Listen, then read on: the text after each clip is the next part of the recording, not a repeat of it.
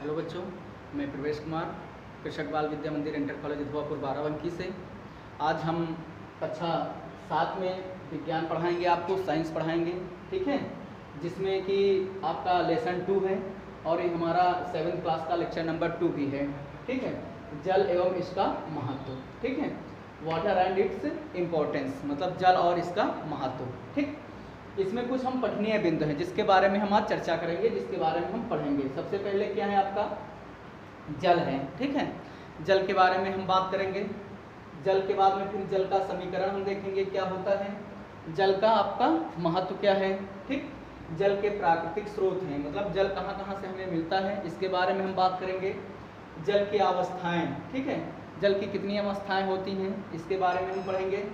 फिर जल के भौतिक गुण क्या होते हैं, जल चक्र क्या होता है, ठीक है। जल चक्र के बाद में आपका पेयजल है, पेयजल क्या है, मतलब जो पीने योग्य होता है। जल प्रदूषण है और जल प्रदूषण का कारण क्या होता है, मतलब जल क्यों प्रदूषित होता है और इसका उपाय क्या है, ठीक है। इसके बारे में हम आज बात करेंगे। तो सबसे पहले हम देखते हैं वाटर, जल, ठीक। जल क्या है, ठीक। तो आपने देखा होगा कि जो जल होता है वो हमारे जीवन के लिए बहुत ही इम्पोर्टेंट होता है, ठीक है। इसीलिए कहते हैं कि जल ही क्या है, जीवन है, ठीक है बेटा, जल ही क्या है, जीवन है, ठीक। जल के बिना कोई भी चीज़ ग्रोथ नहीं कर सकती है, चाहे वो पेड़ पौधे हों, जीव जंतु हों, मनुष्य हों, सभी के लिए जल आवश्यक है, ठीक। और जल हमारी ही पृथ्वी पर पाया जाता है। जो ग्रह होते हैं, 8 ग्रह होते हैं, उन सभी ग्रहों पर जो पृथ्वी ग्रह है उस पर ही जल क्या होता है, पाया जाता है, ठीक है। अच्छा, जल जो है पृथ्वी पर 3/4 हिस्सा है। जल का पृथ्वी पर कितने 3/4 हिस्सा है, ठीक है ना। कितना पाया जाता है, 3/4, मतलब 3/4 भाग क्या है हमारी पृथ्वी पर, जल है। क्या है हमारी पृथ्वी पर, जल है, ठीक है।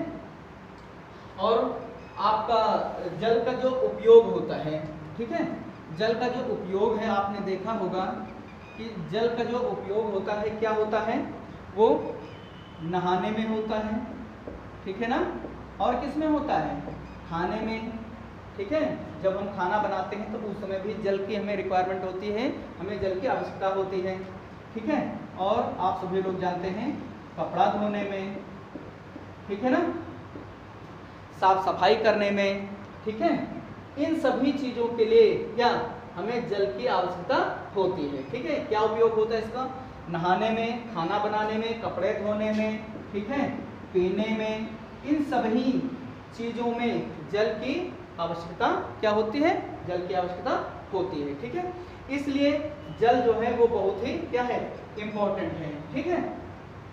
अच्छा, और आपने देखा होगा कि सभी सजीवों के लिए, सभी सजीवों के लिए जल का एक विशेष महत्व है, ठीक है। सभी सजीवों के लिए जो जल का है वो क्या है, एक विशेष महत्व है, ठीक। मतलब जल का विशेष महत्व है किसके लिए, सभी सजीवों के लिए। जो भी सजीव जीव जंतु पाए जाते हैं उन सभी के लिए इसका विशेष महत्व होता है। अच्छा, मनुष्य के शरीर में भी जल पाया जाता है। कितने % जल पाया जाता है, 70% जल, ठीक है। जो मनुष्य होता है तो मनुष्य के शरीर में कितने %, 70% क्या पाया जाता है, जल पाया जाता है। कितने %, 70% जल पाया जाता है, ठीक है। अब जो शुद्ध जल होता है, जो हमारा शुद्ध जल होता है वो कैसे होता है, जो हमारा शुद्ध जल है वो रंगीन होता है। क्या होता है, रंगहीन होता है और स्वादहीन होता है।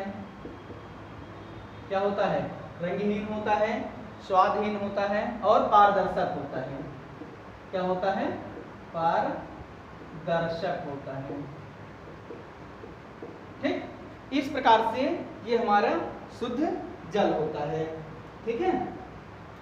अच्छा, आपने देखा होगा कि जल में विभिन्न प्रकार के अवयव भी पाए जाते हैं। जल में विभिन्न प्रकार के क्या पाए जाते हैं, अवयव पाए जाते हैं, जो जल में क्या रहते हैं, घुले रहते हैं। क्या रहते हैं, घुले रहते हैं, ठीक है। और इसमें विभिन्न प्रकार के लवण भी पाए जाते हैं। ठीक, जो विभिन्न प्रकार के पोषक तत्व भी पाए जाते हैं जल में। ठीक है, अब जल में जो अवयव घुले रहते हैं ये हमारे शरीर के लिए लाभदायक भी होते हैं और बेटा हानिकारक भी होते हैं। ठीक है, जो पोषक तत्व होते हैं जल में वो क्या होते हैं, लाभदायक भी होते हैं और आपके लिए हानिकारक भी होते हैं। ठीक, तो इस प्रकार से ये किसकी बात हुई, जल की बात हुई है। ठीक है, अब हम देखते हैं जल का समीकरण क्या होता है। जैसा कि पता चलता है कि जल का जो होता है फॉर्मूला वो H2O होता है। क्या होता है, H2O होता है। ठीक है, अब इसका जो समीकरण होता है, समीकरण जो होता है वो क्या होता है भाई, 2H2 plus O2 is equal to H2O। क्या बन गया है, ये पानी बन गया है। ये क्या है आपका हाइड्रोजन है, ये क्या है आपका ऑक्सीजन है। ठीक है, और इन दोनों को प्लस करके क्या बन गया है, पानी बन जाता है। मतलब H2O का निर्माण हो जाता है। दो अणु हाइड्रोजन के होते हैं, एक अणु ऑक्सीजन का होता है और क्या बन जाता है, ये हमारा पानी बन जाता है। ठीक है, अब हम देखेंगे जल का महत्व। ठीक है, जल का क्या देखेंगे, महत्व। ठीक है, जल का महत्व। ठीक, जल का महत्व। अब क्या होता है, जल में अनेक चमत्कारी तत्व पाए जाते हैं। ठीक है, क्या है, जल में अनेक चमत्कारी क्या पाए जाते हैं, तत्व पाए जाते हैं। जल में अनेक चमत्कारी क्या पाए जाते हैं, तत्व पाए जाते हैं। अब जो जल होता है वह जीवन के लिए क्या होता है, अनिवार्य होता है। ठीक है, जल जीवन के लिए क्या होता है, अनिवार्य होता है। इसीलिए हमारे लाइफ में, हमारे जीवन में जल का बहुत ही इम्पोर्टेंस है, जल का बहुत ही महत्व है। ठीक है, बिना जल के हम जीवित नहीं रह सकते हैं। ठीक है, इसलिए ये जल का जो महत्व होता है वो बहुत ही इम्पोर्टेंट होता है पेड़ पौधों के लिए, जीव जंतुओं के लिए। ठीक है, और जो भी पृथ्वी पर जीव जंतु पाए जाते हैं उन सभी के लिए जल का विशेष महत्व होता है। ठीक, अब हम बात करते हैं जल के प्राकृतिक स्रोत। जल के प्राकृतिक स्रोत, अब जल के प्राकृतिक स्रोत क्या क्या होते हैं। आपने देखा होगा कि जल के कुछ प्राकृतिक स्रोत होते हैं। ठीक है ना, जल के प्राकृतिक स्रोत, जल के प्राकृतिक स्रोत। अब जल के प्राकृतिक स्रोत क्या होते हैं। सबसे पहले आपने देखा होगा कि जो जल होता है वो समुद्र में सबसे ज़्यादा पाया जाता है। पृथ्वी पर जो समुद्र होते हैं वहाँ पर जल की, समुद्रों में जल की मात्रा बहुत ज़्यादा होती है। ठीक है, लेकिन वो जो जल होता है वो पीने योग्य नहीं होता है। क्यों नहीं होता है, क्योंकि उसमें लवण की मात्रा बहुत ज़्यादा होती है, इसलिए वो क्या होता है, खारा होता है। अब खारा होने के कारण उसको हम, या जो जीव जंतु हैं या जो मनुष्य हैं, वो उस जल को पीने में असमर्थ जताते हैं, मतलब उसको पी नहीं सकते हैं। ठीक है, लेकिन सबसे बड़ा जो स्रोत होता है, ठीक है, वो समुद्र ही है। क्योंकि समुद्र में हमारे पृथ्वी का कितना भाग होता है भाई, 94.4%। कितना होता है, 94.4% वो समुद्र में हमारे पृथ्वी का 94.4% जल जो है पाया जाता है। किसमें, समुद्रों में पाया जाता है। ठीक है, अच्छा, कुछ जो जल होते हैं वो क्या होते हैं, ध्रुवीय चट्टानों में रहते हैं, बर्फ के रूप में पहाड़ों पर रहते हैं, बर्फ के रूप में। बहुत बड़े बड़े ग्लेशियर होते हैं जो बर्फ के रूप में पाए जाते हैं। क्या होता है, धीरे धीरे वो बर्फ पिघलती है, पिघलने के बाद में वो कहाँ आ जाती है, नीचे आ जाती है, नदियों में आ जाती है। ठीक है, वो समुद्रों में मिल जाता है पानी जाके। ठीक है, तो वो भी खारा हो जाता है। अच्छा, और वर्षा का जो जल होता है वो भी एक प्रकार का क्या है, प्राकृतिक स्रोत ही तो है भाई। वर्षा अगर होती है, बारिश होती है, तो उससे हमें क्या मिलता है, जल मिलता है। ठीक है, तो वह भी क्या है, प्राकृतिक स्रोत है। ठीक, अब हम बात करते हैं जल के प्राकृतिक स्रोत निम्नलिखित हैं। जल के जो प्राकृतिक स्रोत हैं वो क्या है, निम्नलिखित हैं। निम्नलिखित हैं। नंबर 1 हम बात करते हैं नदियों का जल। किसकी बात करते हैं बेटा, नदियों का जल।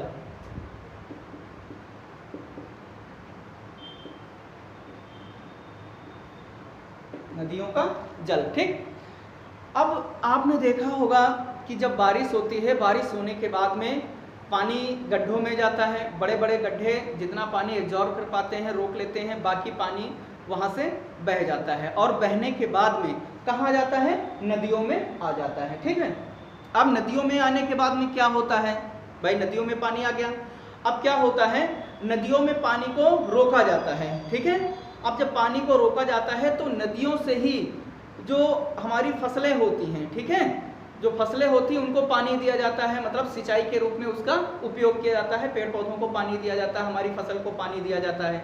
बहुत बड़े बड़े बांध का निर्माण किया जाता है उन पानियों को रोककर। किसका निर्माण किया जाता है, बांध का निर्माण किया जाता है। बांधों से भी बिजली बनाई जाती है। तो ये किसका जरिया है, ये सिर्फ जो नदी का जल है उसका उपयोग होता है, उसका यूटिलाइजेशन हो रहा है। ठीक है, मतलब हम खेतों में पानी दे सकते हैं, छोटी छोटी नहरों में पानी है को हम खोल सकते हैं और नहरों से हम अपने खेतों की क्या कर सकते हैं, सिंचाई कर सकते हैं। ठीक है, तो इस प्रकार से ये नदियों का जो जल होता है वो बहुत ही इंपॉर्टेंट होता है। ठीक, अब दूसरा हमारा जो स्रोत है, दूसरा आपका स्रोत है भूमिगत जल। क्या होता है, भूमिगत जल। भूमिगत मतलब भूमि के नीचे जो जल पाया जाता है उसे हम क्या कहते हैं, भूमिगत जल कहते हैं। ठीक है, भूमिगत जल का उपयोग क्या होता है, भूमिगत जो जल होता है वो नीचे चला जाता है। अब सबसे नीचे अगर हम ज़्यादा गहराई का जल निकाल लेते हैं, हैंड पाइप के माध्यम से निकालते हैं, तो वो जल ही क्या होता है, पीने के योग्य होता है। ठीक, तो भूमिगत जल को क्या करते हैं हम सब लोग, पीने के काम में लाते हैं। ठीक है, अब भूमिगत के बाद में आपका तीसरा क्या हो जाना चाहिए, समुद्र का जल। समुद्र का जल। ठीक है, अब जो हमने ऑलरेडी बता दिया है कि जो समुद्र का जल होता है, यहाँ पर जल की मात्रा तो बहुत ज़्यादा होती है, लेकिन ये हमारे पीने के योग्य नहीं होता है, क्योंकि इसमें लवण की मात्रा बहुत ज़्यादा होती है। किसकी मात्रा होती है, लवण की मात्रा। इसमें लवण की मात्रा बहुत ज़्यादा होती है, इसलिए यह समुद्र का जल कैसे होता है बेटा, खारा होता है। ठीक है, इसलिए हम इसे पी नहीं सकते हैं। ठीक है, तो ये समुद्र का जल हो गया है, ये इसमें लवण की मात्रा ज़्यादा पाई जाती है, इसलिए ये जो है खारा होता है। इसकी अशुद्धि को हम दूर कर कर इसका उपयोग हम कर सकते हैं। इसमें जो अशुद्धि पाई जाती है क्या कर सकते हैं, इसको इसकी अशुद्धि को हम दूर कर सकते हैं, खारेपन को हम दूर कर सकते हैं। दूर करने के उपरांत ही हम इस जल का उपयोग में अपने उपयोग में ला सकते हैं। ठीक है, चौथा पॉइंट है वर्षा का जल। कौन सा बेटा, वर्षा का जल। वर्षा का जल। ठीक, जो बारिश होती है उसका जो जल होता है वो शुद्ध होता है। क्या होता है, शुद्ध होता है, लेकिन कभी कभी इसमें कुछ मात्रा एसिड की हो जाती है। ठीक है, जिसे हम क्या कहते हैं, अम्ल वर्षा कहते हैं। क्या कहते हैं, अम्ल वर्षा कहते हैं। अच्छा, ये जो अम्ल वर्षा है ये जो है बहुत ही नुकसानदायक होती है। जो बिल्डिंग्स हैं उनके लिए एसिड रेन नुकसानदायक होती है। ठीक है, जो प्लांट होते हैं उनके लिए भी ये नुकसानदायक होती है। लेकिन अम्ल वर्षा होने के बाद में फिर बाद में जो पानी गिरता है, वर्षा होता है, वो एकदम शुद्ध होता है। ठीक है, और इसका हम क्या करते हैं, एब्जॉर्ब करते हैं, इसका हम एकत्रीकरण करते हैं और एकत्र करने के बाद में इसका हम बाद में उपयोग में इस जल का उपयोग करते हैं। ठीक है, वर्षा का जल हो गया। अब हम बेटा देखते हैं, तो इस प्रकार से जल के प्राकृतिक स्रोत निम्नलिखित हैं। नदियों का जल हो गया, भूमिगत जल हो गया, समुद्र का जल हो गया और वर्षा का जल हो गया है। ठीक है, अब हम बात करते हैं नेक्स्ट, जल की अवस्थाएं। किसकी बात करते हैं, जल की अवस्थाएं। ठीक है, अब आपने देखा होगा जल की अवस्थाएं। ठीक, जल की कितनी अवस्थाएं होती हैं, जल की 3 अवस्थाएं होती हैं। कितनी अवस्थाएं होती हैं, जल की 3 अवस्थाएं होती हैं बेटा, 3 अवस्थाएं होती हैं। जल की कितनी अवस्थाएं होती हैं, तीन अवस्थाएं होती हैं। कौन कौन सी? ठोस होती हैं, ठीक है, और क्या होती है? द्रव होती है, और क्या होती है? गैस होती है। ठीक, मतलब ठोस, द्रव और गैस। हम देखते हैं कि जब हम अपने घरों में पानी को जमा देते हैं, ठीक है, फ्रिज में क्या करते हैं, पानी को जमा देते हैं तो किस रूप में हो जाता है? ठोस रूप में हो जाता है। लेकिन कुछ समय बाद उसको हम बाहर रखते हैं तो वो पिघलता है, और पिघलने के बाद में किस में कन्वर्ट हो जाता है? द्रव में, ठीक है, द्रव में कन्वर्ट हो जाता है। द्रव के बाद में फिर जब हम पानी को बॉयल करते हैं, मतलब उबालते हैं, ठीक है, तो वो किस रूप में? वो वाष्प के रूप में उड़ना लगता है, मतलब वो गैस का रूप धारण कर लेता है। इस प्रकार से जल की कितनी अवस्थाएं बेटा पाई जाती हैं? जल की तीन अवस्थाएं पाई जाती हैं, ठोस, द्रव और गैस। ठोस बर्फ के रूप में होती है, ठीक है, जो ठोस होती है वो किस रूप में होती है? बर्फ के रूप में होती है। द्रव, ठीक है, ये लिक्विड के रूप में होती है, और ये किस रूप में होती है? ये गैस के रूप में होती है। तो इसकी तीन अवस्थाएं होती हैं बर्फ की, ठोस, द्रव और गैस। ठीक, अब हम बात करते हैं नेक्स्ट टॉपिक की, जल के भौतिक गुण। ठीक है, जल के भौतिक गुण। अब आइए हम देखते हैं जल के भौतिक गुण। ठीक, जल के हमारे कुछ भौतिक क्या होते हैं? गुण होते हैं। जैसे जल का असंगत व्यवहार। पहला पॉइंट क्या है? जल का असंगत व्यवहार। जल का असंगत व्यवहार। ठीक, ये आपका क्या है बेटा? पहला पॉइंट है, मतलब जल का असंगत व्यवहार। आपने देखा होगा कि जो जल होता है इसका कुछ व्यवहार होता है। जैसे जल को गर्म करने पर ये वाष्प के रूप में, मतलब भाप के रूप में उड़ता रहता है। लेकिन जल को अगर हम ठंडा करते हैं तो ये किस में चेंज हो जाता है? ये बर्फ में। मतलब अगर हम 0 डिग्री सेंटीग्रेड पर इसको क्या करें?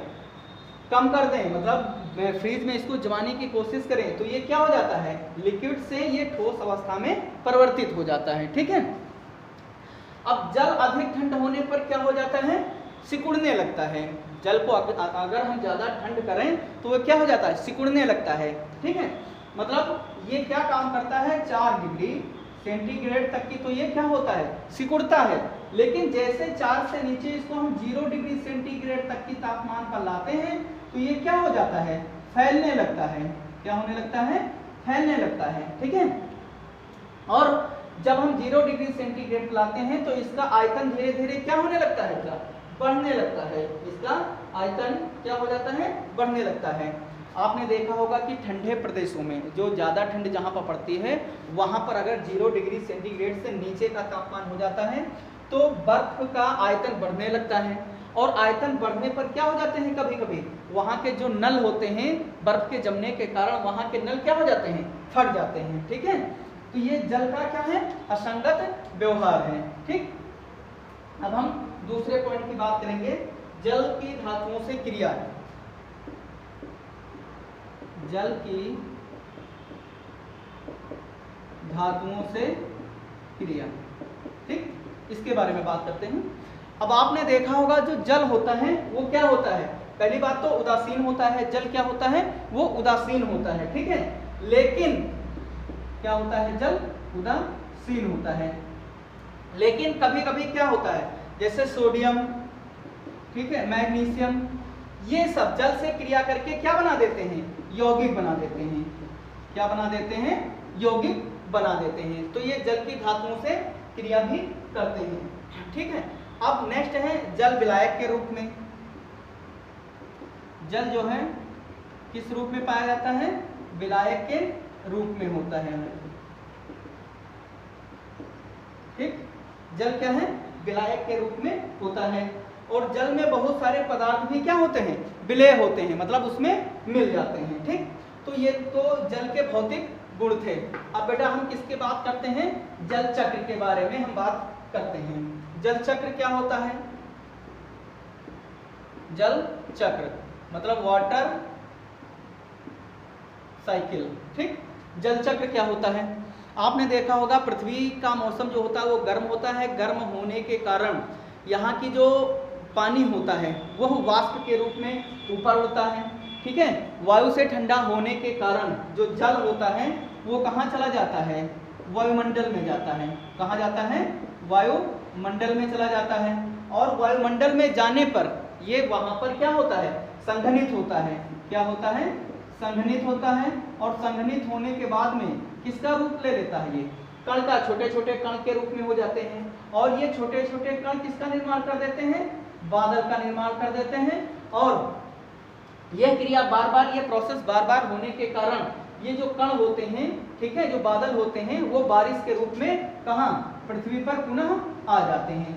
यही क्रिया क्या, यही प्रोसेस जो होती है वो चलती रहती है। इसी को बेटा हम वाटर साइकिल कहते हैं या जल चक्र कहते हैं, ठीक। सबसे पहले जल वाष्प के रूप में वाष्पित होता है और हल्का होने के कारण ये वायुमंडल में जाता है, वहां पर ये संघनित होता है, ठीक है, कण के रूप में इसका निर्माण होता है, फिर ये बादल बन जाता है और ये पृथ्वी पर पुनः बारिश के रूप में आ जाता है, ठीक। अब हम बात करते हैं पेयजल। किसके बारे में बात करते हैं, पेयजल, ठीक। पेयजल क्या होता है बेटा, मतलब पीने वाले जल को हम क्या कहते हैं, पेयजल कहते हैं। पीने वाले जल को हम क्या कहते हैं, पेयजल कहते हैं, ठीक है। जो जिस जल को हम पी सकें, ठीक है, उसे हम क्या कहते हैं, पेयजल कहते हैं। जैसे अच्छा, पेयजल में क्या होता है, पेयजल में भी कुछ अशुद्धियां होती हैं। उन अशुद्धियों को हम कैसे दूर करते हैं, तब वो पीने योग्य होती हैं। सबसे पहले तो पीने योग्य जल में पानी की टंकियों में क्या है, KMnO4 डाला जाता है। क्या डाला जाता है, KMnO4, पोटेशियम परमैंगनेट, ठीक है। और जल का शुद्धिकरण के लिए इसमें क्लोरीन डाला जाता है, क्या, जिससे कि उसमें के जीवाणु क्या हो जाएं, मर जाएं। क्या डाला जाए, KMnO4, पोटेशियम परमैंगनेट डाला जाता है, ठीक है, क्लोरीन मिलाया जाता है, ठीक है। और पानी को हम क्या करते हैं, थोड़े थोड़े पानी को हम गर्म करते हैं। गर्म करने के बाद में उसे हम छानते हैं, छानने के बाद में उसको रख लेते हैं, फिर उसको हम पीते हैं, ठीक है। और क्या हो सकता है, हैंडपाइप का तुरंत निकाला हुआ पानी हमें नहीं पीना चाहिए, कुछ समय के लिए उसको रख देना चाहिए, जिससे जो उसमें अशुद्धि निकली है वो क्या हो जाए, नीचे की ओर बैठ जाए, तब उसे हमें पीना चाहिए, ठीक है। और जल को हमें छान कर पीना चाहिए। क्या करना चाहिए, जल को हमें छान कर भी पीना चाहिए, ठीक है। अब हम बात करते हैं, अच्छा, समुद्री जल को भी आसवन विद द्वारा क्या किया जा सकता है, शुद्ध किया जा सकता है। अब हम किसके बारे में बात करते हैं, जल प्रदूषण के बारे में। किसके बारे में पढ़ते हैं, जल प्रदूषण। जल प्रदूषण, आपने देखा होगा कि जल में कुछ हानिकारक पदार्थ या अवांछित पदार्थ आके मिल जाते हैं। हानिकारक पदार्थ, ठीक, जल में हमारे क्या होते हैं, कुछ हानिकारक पदार्थ आके मिल जाते हैं, जिससे जल को वो प्रदूषित कर देते हैं। जैसे बहुत सारे रसायन, कृषि अपशिष्ट रसायन पदार्थ वो जल में मिल जाते हैं, जिससे जल प्रदूषित हो जाता है। फैक्ट्रियों का कूड़ा करकट जो निकलता है, मलमूत्र जो निकलता है, वो जल में मिल जाता है, जिससे हमारा जल क्या हो जाता है, वो प्रदूषित हो जाता है, ठीक है। बड़ी बड़ी फैक्ट्रियों का जो मलमूत्र होता है वो जल में ही प्रभावित कर जाता है। मरे हुए जानवरों को हम क्या करते हैं, जल में फेंक देते हैं, जिससे जल हमारा प्रदूषित हो जाता है। इस प्रकार से ये जल प्रदूषण कहलाता है, मतलब हानिकारक अवांछित पदार्थों का जल में मिलना ही जल प्रदूषण कहलाता है, ठीक। जल प्रदूषण का कारण क्या होता है, ठीक, जल क्यों प्रदूषित होता है, तो इसमें क्या होता है, बहुत सारे रसायन जो होते हैं, केमिकल, वो रसायन मिल जाते हैं पानी में, जिससे हमारा जल प्रदूषित हो जाता है, ठीक है। और कृषि अपशिष्ट, जो कृषि अपशिष्ट होते हैं, ठीक, कृषि अपशिष्ट जो होते हैं वो भी क्या होता है, जल में मिल जाते हैं, जिससे कि जल हमारा प्रदूषित हो जाता है, ठीक है। और जो कारखाने होते हैं, कारखानों का निकला हुआ मलमूत्र, ठीक है, कारखानों का निकला हुआ मलमूत्र भी क्या होता है, जल में मिल जाता है, इसलिए हमारा जल क्या हो जाता है, प्रदूषित हो जाता है। उपाय क्या होने चाहिए, अब जल का उपाय, मतलब जल उपाय क्या होना चाहिए, सबसे पहले तो हमें जो है जल में कोई अपशिष्ट पदार्थ नहीं मिलाना चाहिए, कोई भी अपशिष्ट पदार्थ नहीं मिलाना चाहिए, ठीक है, जिससे कि हमारा जल प्रदूषित हो। इसे शुद्ध करने के लिए हम सबको एक साथ कदम उठाना चाहिए कि हमारा जल बिल्कुल स्वस्थ हो, ठीक है। तो बेटा इस प्रकार से ये हमारे पढ़ने बिंदु हैं, जिसके बारे में हमने आज चर्चा की। अगला वीडियो हम लेसन 3 का बनाएंगे, तब तक के लिए धन्यवाद।